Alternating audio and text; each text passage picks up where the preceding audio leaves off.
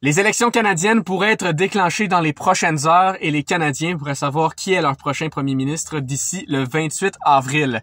Mais qu'est-ce que les sondages en disent? Reste à l'écoute de cette vidéo et on va décortiquer ça petit à petit pour que tout le monde puisse comprendre qui l'emportera. Du moins, selon les sondages. N'hésitez pas à vous abonner et laissez-moi savoir en commentaire si vous voulez d'autres vidéos de ce genre-là ou quel sujet vous souhaiterez que j'explore, qu'est-ce qui vous fait réfléchir dans ces temps-ci dans l'actualité ou tout autre sujet politique ou économique. Ça me ferait un plaisir de le faire et sinon, vous pouvez me laisser un pouce aussi, ça serait très apprécié. Mais maintenant, les sondages. Après s'être débarrassé de Justin Trudeau, est-ce que les Canadiens sont prêts à avoir du changement en allant du côté du parti de Pierre Poilievre et des conservateurs? Ou bien est-ce qu'on va rester avec un conseiller de Justin Trudeau et ancien banquier autant au Canada qu'au Royaume-Uni? Vous l'avez deviné, on va voter pour les libéraux encore une fois. Donc un autre 4 ans qui devrait être remporté par le cher Mark Carney. Pourquoi? Parce que pour l'instant, les sondages sont en train de dire que 77% des chances que ce soit les libéraux qui l'emportent, autant de façon majoritaire que minoritaire. En deuxième position, ça va être les conservateurs qui ont perdu des plumes dernièrement, quand même assez rapidement et drastiquement. C'était intense là, la chute. Si on regarde les graphiques, là, je vais vous les mettre sur l'image, ça fait littéralement un gros froup. Ils ont échangé de place entre les libéraux depuis que Justin Trudeau a pris un départ et que Mark Carney a lui-même axe de taxe, donc a complètement scrappé, en bon français, le slogan de Pierre Poilievre qui doit maintenant se trouver un nouveau cheval de bataille. Est-ce que ça va l'avantager dans les élections grandement? C'est ce qu'on voit dans les sondages pour l'instant. Donc, pour les conservateurs, eux, ont 23% de chance de l'emporter, autant majoritaire que minoritaire. Donc, le tout n'est pas joué. Il y a encore des bonnes chances que ça penche d'un côté ou de l'autre. Tandis que selon les sondages actuellement, il n'y a aucune chance que ce soit un autre parti qui l'emporte pour le moment, du moins. L'excellente nouvelle à travers tout ça, c'est qu'il y a plus de chances d'avoir un gouvernement majoritaire.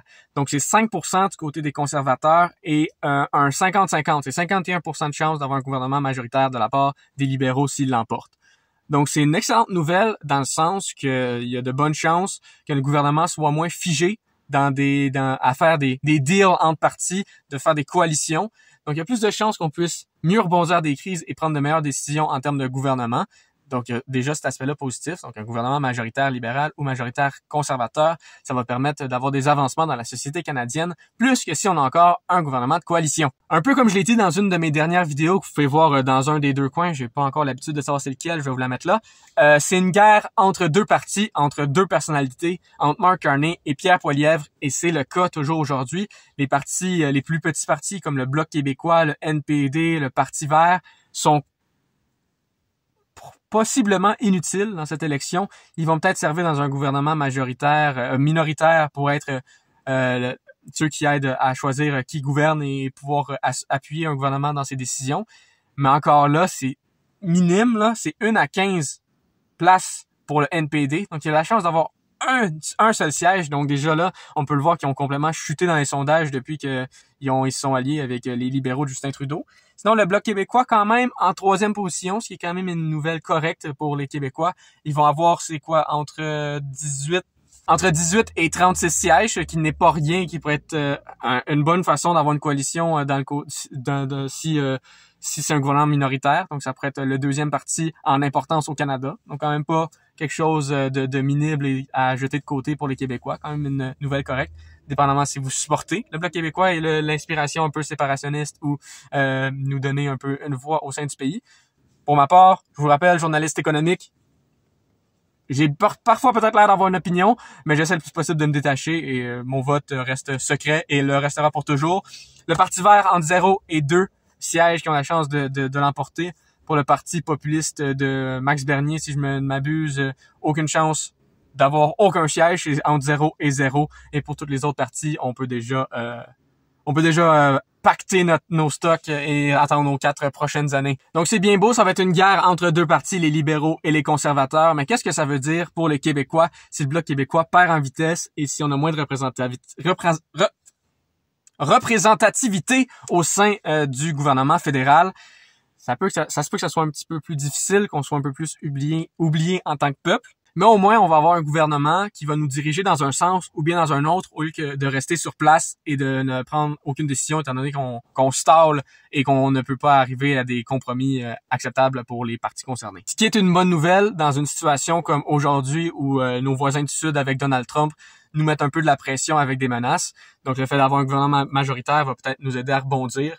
Donc oui, peut-être qu'en tant que Québécois, ça va être plus difficile, mais en tant que Canadien, il y a de bonnes chances que ce soit plus positif. Et François Blanchet va devoir sortir des cartes de son jeu pour pouvoir peut-être avoir plus de poids dans les décisions, en espérant avoir un gouvernement minoritaire pour que lui ait un rôle à jouer. Sinon, ça va être le NPD qui va le prendre. Donc encore difficile à dire, on est encore très loin des élections. Il y a beaucoup de choses qui peuvent encore changer. Donc pour nos séparatistes, on perd pas espoir. Pour nos fédéralistes, honnêtement, vous pouvez déjà commencer à avoir la tête haute. Il y a de très bonnes chances que le Parti libéral ou le Parti conservateur l'emporte. Et dans ce cas-ci, ça se peut que ce soit un Québec assez terne pour les prochains 4 ans. Mais ça encore, il va y avoir les élections provinciales qui vont aussi jouer un jeu. On va savoir aussi qui va l'emporter. Donc ça aussi, ça va être intéressant à suivre l'année prochaine. Alors, certes, il y a les élections municipales, mais là, on viendra pas fou non plus. Là, ça, c'est en octobre que ça va se passer. Alors vous, selon les sondages et selon votre perception de la réalité et de ce qui se passe politiquement dans votre milieu, est-ce que vous pensez que les libéraux vont l'emporter? Est-ce que vous pensez que les conservateurs vont l'emporter de façon minoritaire ou majoritaire? Laissez-moi le savoir en commentaire. Je suis intéressé de savoir si j'ai complètement tort ou s'il y a des points que j'ai raison. Laissez-moi le savoir. Je fais ces vidéos-là pour créer un débat, pas nécessairement pour imposer mon opinion. Mais c'est ce que je crois, ce que je perçois avec mes aptitudes en politique, étant donné que je fais mon bac. Je suis juste en première année, donc je suis pas encore un expert, mais j'aime croire que j'ai quand même certaines habiletés. Mais n'ayez pas peur de m'écrire en commentaire, de me challenger, ça me fait plaisir. Ça fait de l'engagement, ok, pourquoi pas. Bref, le tout n'est pas encore joué pour les élections canadiennes, ça peut encore pencher d'un bord comme de l'autre. On s'entend que 1 mois ou 2, je sais pas compter, c'est pas grave, je suis pas en mathématiques, mais on a jusqu'au 28 avril pour avoir du changement. Les sondages vont jouer à vague.